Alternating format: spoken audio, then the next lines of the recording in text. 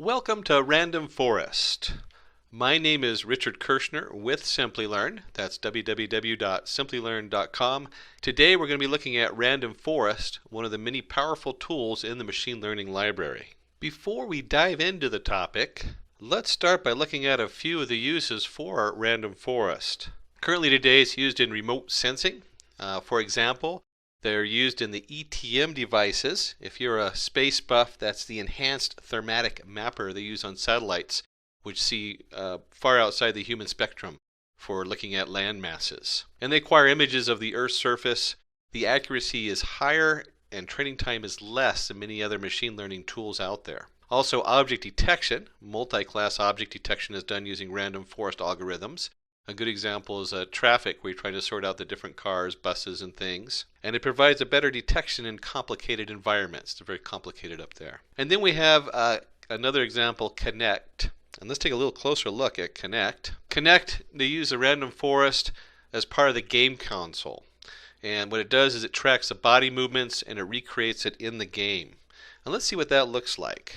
We have a user who performs a step. In this case, it looks like Elvis Presley going there. That is then recorded so that Connect registers the movement, and then it marks the user based on accuracy. And it looks like we have Prince going on this one, from Elvis Presley to Prince. It's great. So it marks the user based on the accuracy. If we look at that a little closer, we have a training set to identify body parts. Where are the hands? Where are the feet? What's going on with the body? That then goes into a random forest classifier that learns from it. Once we've trained the classifier, it then identifies the body parts while the person's dancing. And it's able to represent that in a computer format, and then based on that, it scores the game and how accurate you are as being Elvis Presley or Prince in your dancing. Let's take an overview of what we're going to cover today. What's in it for you? What we're going to start with is what is machine learning. We're not going to go into detail on that. We're going to specifically look at how the random forest fits in the machine learning hierarchy. Then we're going to look at some applications of random forest. What is classification, which is its primary use? Why use random forest? What's the benefits of it? And how does it actually come together? What is random forest? And then we'll get into random forest and the decision tree. That's like the final step and how it works. And finally, we'll get some Python code in there, and we'll use the case, the iris flower analysis. Now, if you don't know what any of these terms mean or where we're going with this, don't worry. We're going to cover all the basics and have you up and running, and even doing some basic script in Python by the end. Let's take a closer look at types of machine learning. Specifically, we're going to look at where the decision tree fits in with the different machine learning packages out there. We'll start with the basic types of machine learning. There's supervised learning, where you have lots of data and you're able to train your models. There's unsupervised learning, where it has to look at the data and then divide it based on its own algorithms without having any training. And then there's reinforcement learning, where you get a plus or negative if you have the answer correct. This particular tool belongs to the supervised learning. Let's take a closer look at that, what that means in supervised learning. Supervised learning falls into two groups, classification and regression. We'll talk about regression a little later and how that differs. This particular format goes underneath classification. So we're looking at supervised learning and classification in the machine learning tools. Classification is a kind of problem wherein the outputs are categorical in nature, like yes or no, true or false, or 0 or 1. In that particular framework, there's the KNN, where the NN stands for nearest neighbor, Naive Bayes, the decision tree, which is part of the random forest that we're studying today. So why random forest? It's always important to understand why we use this tool over the other ones. What are the benefits here? And so with the random forest, the first one is there's no overfitting. If you use of multiple trees, reduce the risk of overfitting. Training time is less. Overfitting means that we have fit the data so close to what we have as our sample that we pick up on all the weird parts. And instead of predicting the overall data, you're predicting the weird stuff, which you don't want. High accuracy. Runs efficiently on large database. For large data, it produces highly accurate predictions. In today's world of big data, this is really important. And this is probably where it really shines. This is where why random forest really comes in. It estimates missing data. Data in today's world is very messy, so when you have a random forest, it can maintain the accuracy when a large proportion of the data is missing. What that means is if you have data that comes in from 5 or 6 different areas, and maybe they took one set of statistics in one area, and they took a slightly different set of statistics in the other, so they have some of the same shared data, but one is missing, like the number of children in the house if you're doing something over demographics, and the other one is missing the size of the house. It will look at both of those separately and build 2 different trees, and then it can do a very good job of guessing which one fits better, even though it's missing that data. Let us dig deep into the theory of exactly how it works. And let's look at what is random forest. Random forest, or random decision forest, is a method that operates by constructing multiple decision trees. The decision of the majority of the trees is chosen by the random forest as the final decision. And we have some nice graphics here. We have a decision tree, and they actually use a real tree to denote the decision tree, which I love. And given a random, some kind of picture of a fruit, this decision tree decides that the output is it's an apple. And we have a decision tree 2, where we have that picture of the fruit goes in, and this one decides that it's a lemon. And the decision 3 tree gets another image, and it decides it's an apple. And then this all comes together in what they call the random forest. And this random forest then looks at it and says, okay, I got 2 votes for apple, 1 vote for lemon. The majority is apples, so the final decision is apples. To understand how the random forest works, we first need to dig a little deeper and take a look at the random forest and the actual decision tree and how it builds that decision tree. In looking closer at how the individual decision trees work, we'll go ahead and continue to use the fruit example, since we're talking about trees and forests. A decision tree is a tree-shaped diagram used to determine a course of action. Each branch of the tree represents a possible decision, occurrence, or reaction. So in here we have a bowl of fruit, and if you look at that, it looks like they switched from lemons to oranges. We have oranges, cherries, and apples. And the first decision of the decision tree might be, is the diameter greater than or equal to 3? And if it says false, it knows that they're cherries because everything else is bigger than that. So all the cherries fall into that decision. So we have all that data we're training. We can look at that. We know that that's what's going to come up. Is the color orange? Well, it goes, orange or red? Well, if it's true, then it comes out as the orange. And if it's false, that leaves apples. So in this example, it sorts out the fruit in the bowl, or the images of the fruit. A decision tree, these are very important terms to know because these are very central to understanding the decision tree and when working with them. The first is entropy. Everything on the decision tree and how it makes a decision is based on entropy. Entropy is a measure of randomness or unpredictability in the data set. Then they also have information gain, the leaf node, the decision node, and the root node. We'll cover these other 4 terms as we go down the tree. But let's start with entropy. So starting with entropy, we have here a high amount of randomness. What that means is that whatever's coming out of this decision, if it was going to guess based on this data, it wouldn't be able to tell you whether it's a lemon or an apple. It would just say it's a fruit. So the first thing we want to do is we want to split this apart.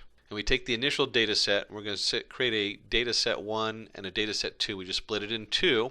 And if you look at these new data sets, after splitting them, the entropy of each of those sets is much less. So for the first one, whatever comes in there, it's going to sort that data and it's going to say, okay, if this data goes this direction, it's probably an apple. And if it goes into the other direction, it's probably a lemon. So that brings us up to information gain. It is the measure of decrease in the entropy after the data set is split. What that means in here is that we've gone from one set which has a very high entropy to 2 lower sets of entropy. And we've added in the values of E1 for the first one and E2 for the second 2, which are much lower. And so that information gain is increased greatly in this example. And so you can find that the information gain simply equals decision E1 minus E2. As we're going down our list of definitions, we'll look at the leaf node. And the leaf node carries the classification or the decision. So we look down here to the leaf node. We finally get to our set 1 or our set 2. When it comes down there and it says, okay, this object's gone into set 1, if it's gone into set 1, it's going to be split by some means, and we'll either end up with apples, on the leaf node, or a lemon on the leaf node, and on the right it'll either be an apple or lemons. Those leaf nodes, or those final decisions or classifications, that's the definition of leaf node in here. If we're going to have a final leaf where we make the decision, we should have a name for the nodes above it, and they call those decision nodes. A decision node has 2 or more branches.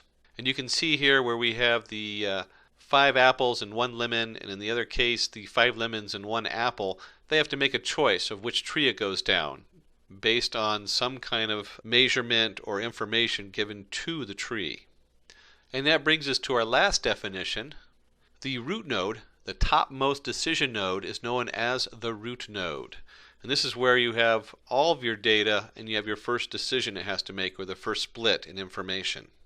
So far we've looked at a very general image with the fruit being split.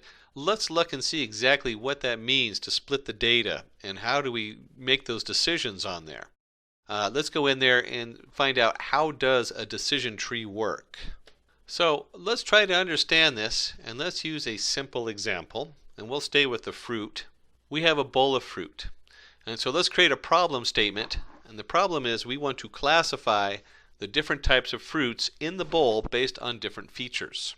The data set in the bowl is looking quite messy, and the entropy is high in this case. So if this bowl was our decision maker, it wouldn't know what choice to make. It has so many choices. Which one do you pick? Apple, grapes, or lemons? And so we look in here. We're going to start with a training set. So this is our data that we're training our data with. And we have a number of options here. We have the color, and under the color we have red, yellow, purple. We have a diameter, 331, 331, and we have a label, apple, lemon, grapes, apple, lemon, grapes. And how do we split the data? We have to frame the conditions to split the data in such a way that the information gain is the highest. And it's very key to note that we're looking for the best gain. We don't want to just start sorting out the smallest piece in there. We want to split it the biggest way we can. And so we measure this decrease in entropy, that's what they call it, entropy, there's our entropy, after splitting. And now we'll try to choose a condition that gives us the highest gain. We will do that by splitting the data using each condition and checking the gain that we get out of them. The conditions that give us the highest gain will be used to make the first split. So let's take a look at these different conditions. We have color, we have diameter, and if we look underneath that, we have a couple different values. We have diameter equals 3, color equals yellow, red, diameter equals 1. And when we look at that, you'll see over here we have 1, 2, 3, 4 threes. That's a pretty high selection. So let's say the condition gives us a maximum gain of 3. So we have the most pieces fall into that range. So our first split from our decision node is we split the data based on the diameter. Is it greater than or equal to 3? If it's not, that's false, it goes into the grape bowl. And if it's true, it goes into a bowl full of lemon and apples. The entropy after splitting has decreased considerably. So now we can make 2 decisions. If you look at, they're very much less chaos going on there. This node has already attained an entropy value of 0, as you can see. There's only one kind of label left for this branch. So no further splitting is required for this node. However, this node on the right still requires a split to decrease the entropy further. So we split the right node further based on color. If you look at this, if I split it on color, that pretty much cuts it right down the middle, and it's the only thing we have left in our choices of color and diameter too. And if the color is yellow, it's going to go to the right bowl, and if it's false, it's going to go to the left bowl. So the entropy in this case is now 0. So now we have 3 bowls with 0 entropy. There's only one type of data in each one of those bowls. So we can predict a lemon with 100% accuracy. And we can predict the apple also with 100% accuracy, along with our grapes up there. So we've looked at kind of a basic tree in our forest, but what we really want to know is, how does a random forest work as a whole? So to begin our random forest classifier, let's say we already have built 3 trees. And we're going to start with the first tree that looks like this. Just like we did in the example, this tree looks at the diameter. If it's greater than or equal to 3, it's true, otherwise it's false. So one side goes to the smaller diameter, one side goes to larger diameter. And if the color is orange, it's going to go to the right, true. We're using oranges now instead of lemons. And if it's red, it's going to go to the left, false. We build a second tree, very similar. but it's split differently. Instead of the first one being split by diameter, this one, when they created it, if you look at that first bowl, it has a lot of red objects. So it says, is the color red? Because that's going to bring our entropy down the fastest. And so, of course, if it's true, it goes to the left. If it's false, it goes to the right. And then it looks at the shape, false or true, and so on and so on. And tree 3 is the diameter equal to 1. And it came up with this because there's a lot of cherries in this bowl. So that would be the biggest split on there is the diameter equal to 1. That's going to drop the entropy the quickest. And as you can see, it splits it into true. If it goes false, and they've added another category, does it grow in the summer? And if it's false, it goes off to the left. If it's true, it goes off to the right. Let's go ahead and bring these 3 trees so you can see them all in one image. So this would be 3 completely different trees categorizing a fruit. And let's take a fruit. Now let's try this. And this fruit, if you look at it, we've blackened it out. You can't see the color on it, so it's missing data. Remember, one of the things we talked about earlier is that a random forest works really good if you're missing data, if you're missing pieces. So this fruit has an image, but maybe the person had a black and white camera when they took the picture. And we're going to take a look at this, and it's going to have, they put the color in there, so ignore the color down there. But the diameter equals 3. We find out it grows in the summer equals yes, and the shape is a circle. And if you go to the right, you can look at what one of the decision trees did. This is the third one. Is the diameter greater than or equal to 3? Is the color orange? Well, it doesn't really know on this one, but if you look at the value, it'd say true, and you go to the right. Tree 2 classifies it as cherries. Is the color equal red? Is the shape a circle? True, it is a circle. So this would look at it and say, oh, that's a cherry. And then we go to the other classifier, and it says, is the diameter equal 1? Well, that's false.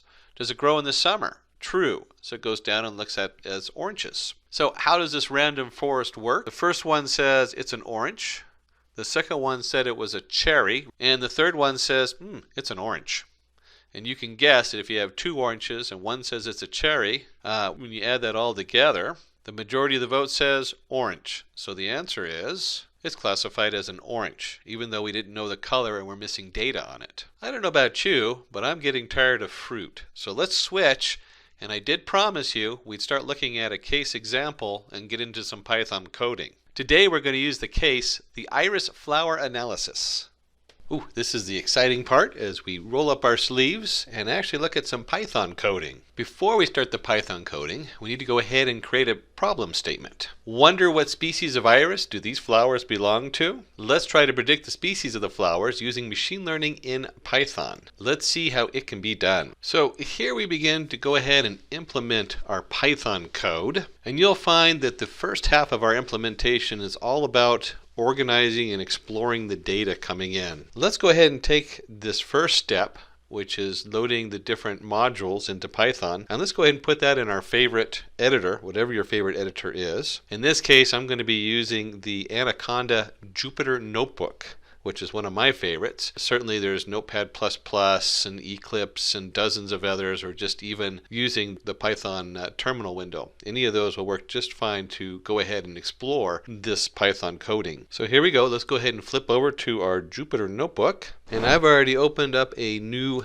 page for Python 3 code, and I'm just going to paste this right in there. And let's take a look and see what we're bringing into our Python. The first thing we're going to do is from the sklearn.datasets import load iris. Now this isn't the actual data, this is just the module that allows us to bring in the data, the load iris.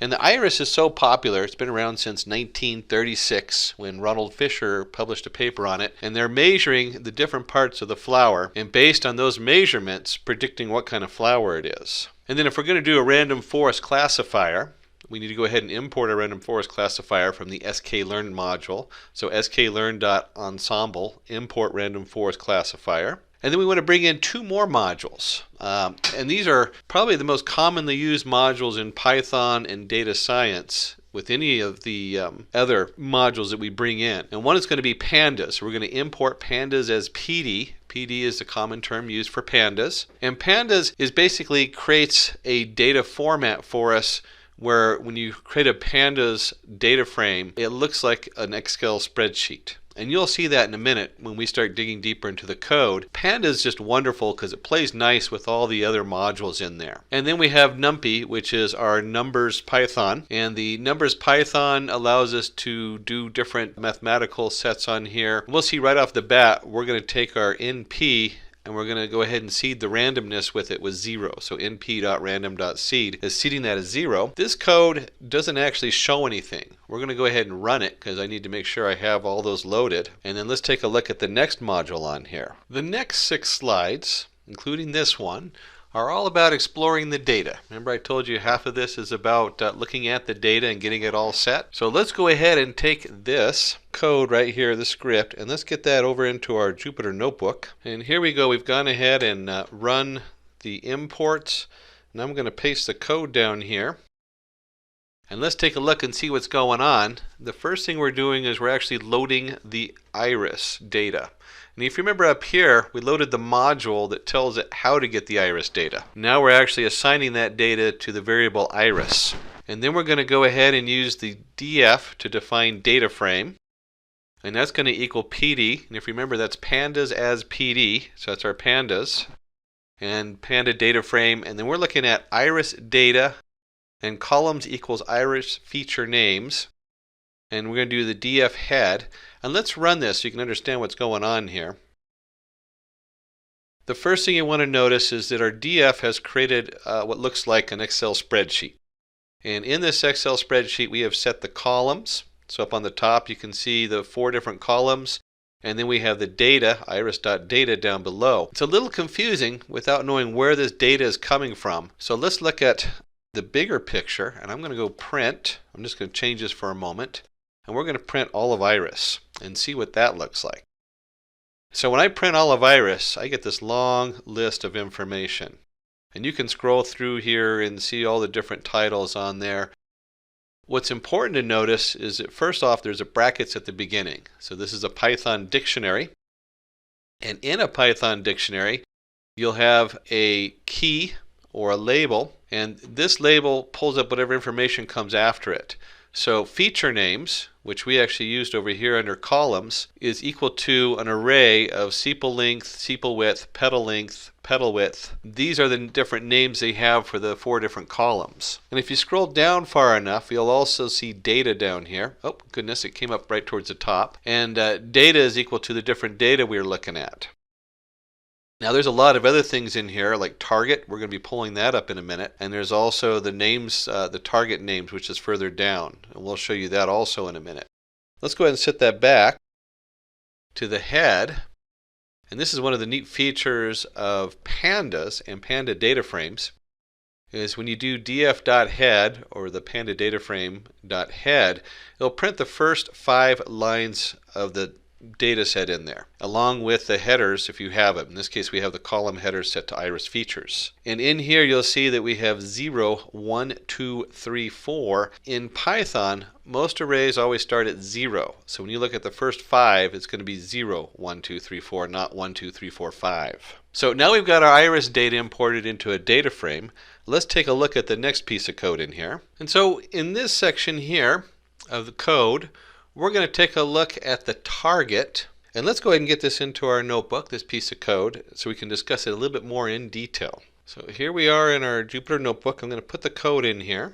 And before I run it, I want to look at a couple things going on. So we have df species. And this is interesting because right here you'll see where I have df species in brackets, which is the key code for creating another column. And here we have iris.target. Now these are both in the pandas setup on here. So in pandas we can do either one. I could have just as easily done iris and then in brackets target, depending on what I'm working on. Both are acceptable. Let's go ahead and run this code and see how this changes. And what we've done is we've added the target from the iris data set as another column on the end.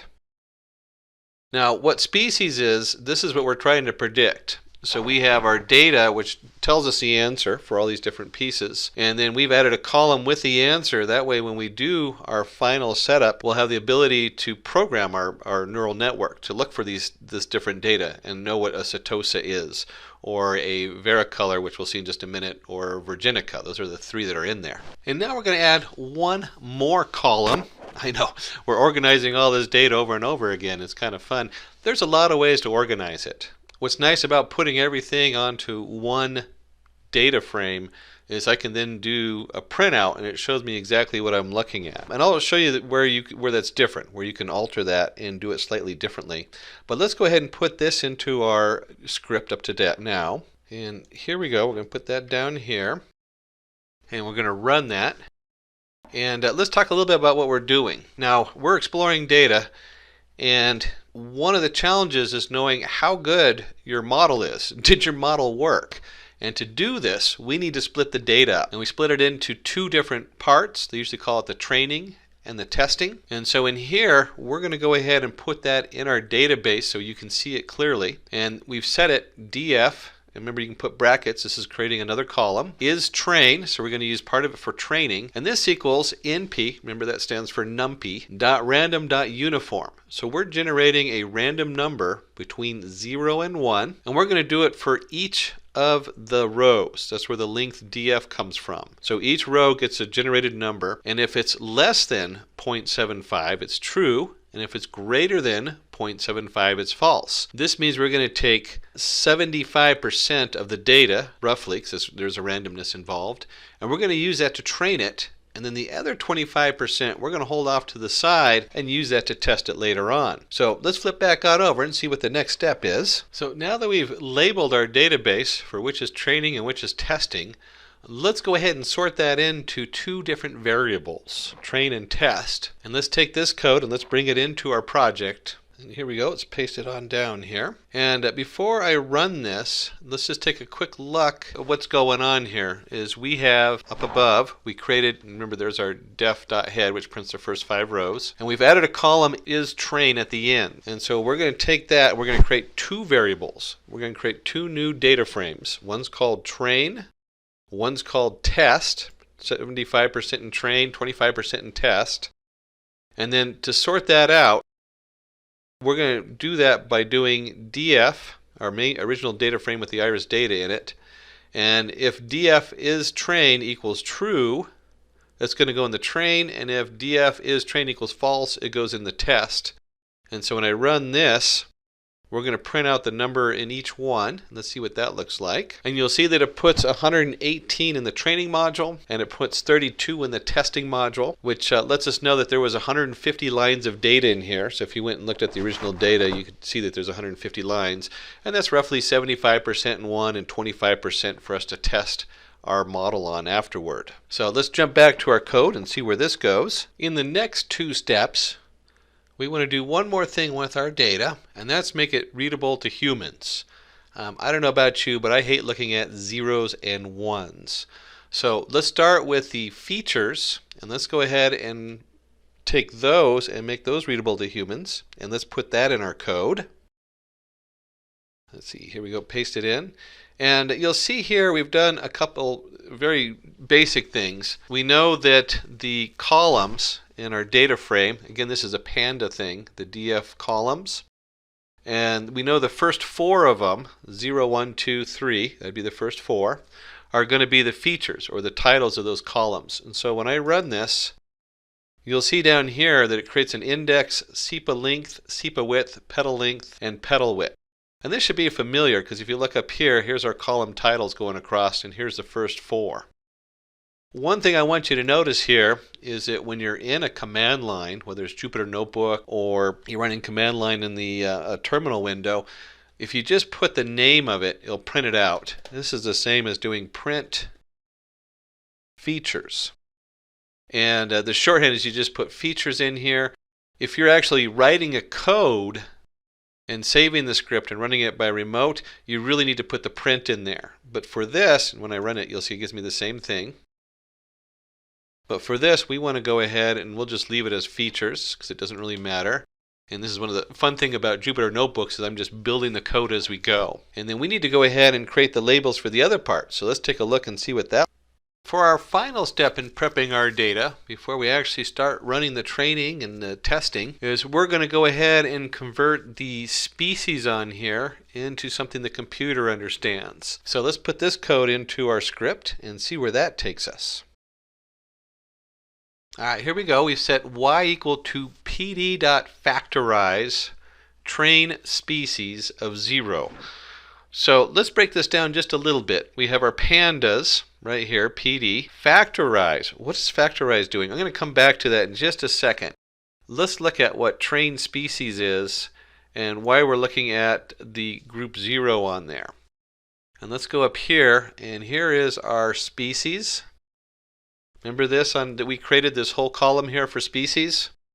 And then it has Setosa, Setosa, Setosa, Setosa, and if you scroll down enough, you'd also see Virginica and Varicolor. We need to convert that into something the computer understands, zeros and ones. So the trained species of 0, because this is in the format of an array of arrays, so you have to have the 0 on the end. And then species is just that column. Factorize goes in there and looks at the fact that there's only 3 of them. So when I run this, you'll see that y generates an array that's equal to, in this case it's the training set, and it's zeros, ones, and twos representing the 3 different kinds of flowers we have. So now we have something the computer understands, and we have a nice table that we can read and understand. And now, finally, we get to actually start doing the predicting. So here we go. We have 2 lines of code. Oh my goodness, that was a lot of work to get to 2 lines of code. But there is a lot in these 2 lines of code. So let's take a look and see what's going on here and put this into our full script that we're running. And let's paste this in here. And let's take a look and see what this is. We're creating a variable CLF, and we're going to set this equal to the random forest classifier. And we're passing 2 variables in here, and there's a lot of variables you can play with. As far as these 2 are concerned, they're very standard. In jobs, all that does is to prioritize it. Not something to really worry about. Usually when you're doing this on your own computer, you do in jobs equals 2. If you're working in a larger or big data and you need to prioritize it differently, this is what that number does, is it changes your priorities and how it's going to run across the system and things like that. And then the random state is just how it starts. 0 is fine for here. But let's go ahead and run this. We also have clf.fit train features, y. And before we run it, let's talk about this a little bit more. clf.fit. So we're training it. We are actually creating our random forest classifier right here. This is the code that does everything. And we're going to take our training set. Remember, we kept our test off to the side. And we're going to take our training set with the features, and then we're going to go ahead and put that in, and here's our target, the y. So the y is 0, 1, and 2 that we just created, and the features is the actual data going in that we put into the training set. And let's go ahead and run that. And this is kind of an interesting thing because it printed out the random forest classifier and everything around it. And so when you're running this in your terminal window or in a script like this, this automatically treats this just like when we were up here and I typed in y and it printed out y instead of print y. This does the same thing. It treats this as a variable and prints it out. But if you're actually running your code, that wouldn't be the case. And what is printed out is it shows us all the different variables we can change. And if we go down here, you can actually see in jobs equals 2. You can see the random state equals 0. Those are the 2 that we sent in there. You would really have to dig deep to find out all these different meanings of all these different settings on here. Some of them are self-explanatory if you kind of think about it a little bit, like max features is auto. So all the features that we're putting in there is just going to automatically take all 4 of them. Whatever we send it, it'll take. Some of them might have so many features because you're processing words. There might be like 1.4 million features in there because you're doing legal documents, and that's how many different words are in there. At that point, you probably want to limit the maximum features that you're going to process. And leaf nodes, that's the end nodes. Remember we had the fruit, and we're talking about the leaf nodes. Like I said, there's a lot in this. We're looking at a lot of stuff here. So you might have, in this case, there's probably only, I think, 3 leaf nodes, maybe 4. You might have thousands of leaf nodes, at which point you do need to put a cap on that and say, okay, you can only go so far, and then we're going to use all of our resources on processing this. And that really is what most of these are about, is limiting the process and making sure we don't overwhelm a system. And there's some other settings in here. Again, we're not going to go over all of them. Warm start equals false. Warm start is if you're programming it one piece at a time externally. Since we're not going to have, we're not going to continually to train this particular learning tree. And again, like I said, there's a lot of things in here that you'll want to look up more detail from the sklearn. And if you're digging in deep and running a major project on here. For today, though, all we need to do is fit or train our features and our target Y. So now we have our training model. What's next? If we're going to create a model, we now need to test it. Remember, we set aside the test feature, test group, 25% of the data. So let's go ahead and take this code and let's put it into our script and see what that looks like. Okay, here we go. And we're going to run this, and it's going to come out with a bunch of zeros, ones, and twos, which represents the 3 types of flowers, the Setosa, the Virginica, and the Versicolor. And what we're putting into our predict is the test features, and I always kind of like to know what it is I am looking at. So real quick, we're going to do test features. And remember, features is an array of sepal length, sepal width, petal length, petal width. So when we put it in this way, it actually loads all these different columns that we loaded into features. So if we did just features, let me just do features in here so you can see what features looks like. This is just playing with Pandas data frames. You'll see that it's an index. So when you put an index in like this into test features, into test, it then takes those columns and creates a Panda data frames from those columns. And in this case, we're going to go ahead and put those into our predict. So we're going to put each one of these lines of data, the 5.0, 3.4, 1.5, 0.2, and we're going to put those in and we're going to predict what our new forest classifier is going to come up with. And this is what it predicts. It predicts 0, 0, 0, 1, 2, 1, 1, 2, 2, 2. And again, this is the flower type, Setosa, Virginica, and Versicolor. So now that we've taken our test features, let's explore that. Let's see exactly what that data means to us. So the first thing we can do with our predicts is we can actually generate a different prediction model. When I say different, we're going to view it differently. It's not that the data itself is different. So let's take this next piece of code and put it into our script. So we're pasting it in here, and you'll see that we're doing predict, and we've added underscore proba for probability.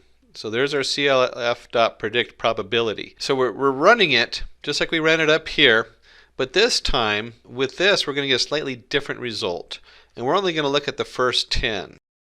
So you'll see down here, instead of looking at all of them, which was 27, you'll see right down here that this generates a much larger field on the probability.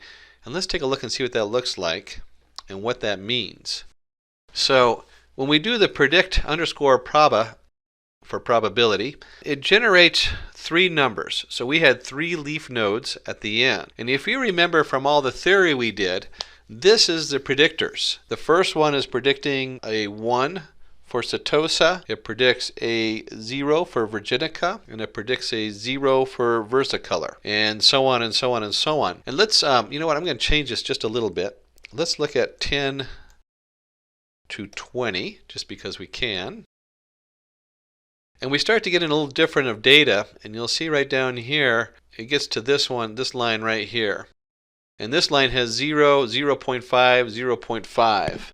And so if we're going to vote, and we have 2 equal votes, it's going to go with the first one. So it says Setosa gets 0 votes, Virginica gets 0.5 votes, Versicolor gets 0.5 votes, but let's just go with the Virginica since these 2 are equal, and so on down the list. You can see how they vary on here. So now we've looked at both how to do a basic predict of the features, and we've looked at the predict probability. Let's see what's next on here. So now we want to go ahead and start mapping names for the plants. we want to attach names so that it makes a little more sense for us. And that's what we're going to do in these next two steps. We're going to start by setting up our predictions and mapping them to the names. So let's see what that looks like. And let's go ahead and paste that code in here and run it. And this goes along with the next piece of code. So we'll skip through this quickly and then come back to it a little bit. So here's iris.targetNames. And if you remember correctly, this was the names that we've been talking about this whole time, the Setosa, Virginica, Versicolor. And then we're going to go ahead and do the prediction again. We could have just set a variable equal to this instead of rerunning it each time. But we're going to go ahead and run it again, clf.predict test features. Remember that returns the zeros, the ones, and the twos. And then we're going to set that equal to predictions. So this time we're actually putting it in a variable. And when I run this, it distributes and it comes out as an array, and the array is Setosa, Setosa, Setosa, Setosa, Setosa. We're only looking at the first 5. We could actually let's do the first 25 just so we can see a little bit more on there. And you'll see that it starts mapping it to all the different flower types, the Versicolor and the Virginica in there. And let's see how this goes with the next one. So let's take a look at the top part of our species in here, and we'll take this code and put it in our script. And let's put that down here and paste it. There we go. And we'll go ahead and run it. And let's talk about both these sections of code here and how they go together. The first one is our predictions. And I went ahead and did predictions through 25. Let's just do 5. And so we have Setosa, Setosa, Setosa, Setosa. That's what we're predicting from our test model. And then we come down here and we look at test species. I remember I could have just done test.species.head. And you'll see it says Setosa, Setosa, Setosa, Setosa. And they match. So the first one is what our forest is doing. And the second one is what the actual data is. Now, we need to combine these so that we can understand what that means. We need to know how good our forest is, how good it is at predicting the features. So that's where we come up to the next step, which is lots of fun. We're going to use a single line of code to combine our predictions and our actuals so we have a nice chart to look at. And let's go ahead and put that in our script in our Jupyter Notebook here. Let's see, let's go ahead and paste that in. And then because I'm on the Jupyter Notebook, I can do a Control minus so you can see the whole line there. There we go, resize it. And let's take a look and see what's going on here. We're going to create in pandas, remember PD stands for pandas, and we're doing a crosstab. This function takes 2 sets of data and creates a chart out of them. So when I run it, you'll get a nice chart down here. And we have the predicted species. So across the top, you'll see the Setosa, Versicolor, Virginica, and the actual species, Setosa, Versicolor, Virginica. And so the way to read this chart, and let's go ahead and take a look on how to read this chart here. When you read this chart, you have Setosa where they meet, you have Versicolor where they meet, and you have Virginica where they meet. And they're meeting where the actual and the predicted agree. So this is the number of accurate predictions. So in this case, it equals 30.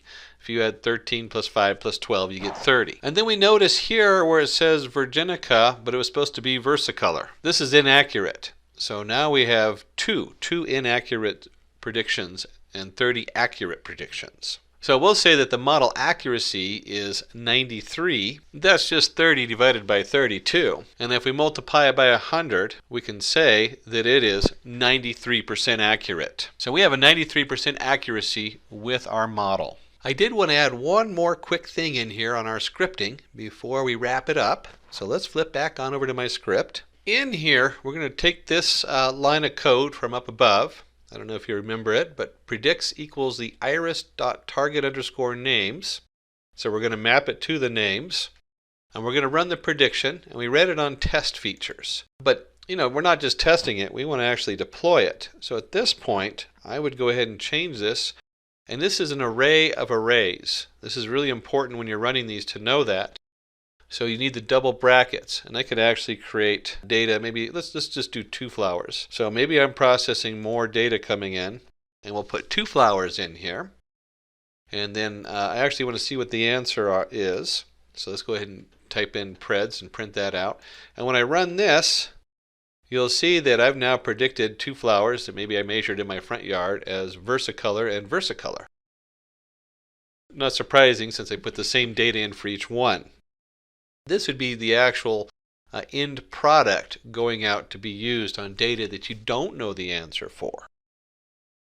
So that's going to conclude our scripting part of this. And let's just go ahead and take a look at the key takeaways with today's tutorial. We have solutions under classification. So we looked at where the random forest fits in the bigger model as far as supervised learning and part of the machine learning class, and in this case it's in classification. And why a random forest? The three main points: it has very little overfitting, if any. It has a high accuracy, and in my opinion one of the most powerful tools is it estimates missing data. We saw that with the missing color of the fruit. We talked about what is a random forest versus a tree. And then we went into how does a decision tree work, how does a random forest work, we put all those trees together, and then we took a look at some basic Python coding in the iris example. That brings us to our conclusion, and I'd like to thank you for joining us. For more information, you can visit www.simplylearn.com. You can also click below to ask more questions through the YouTube interface.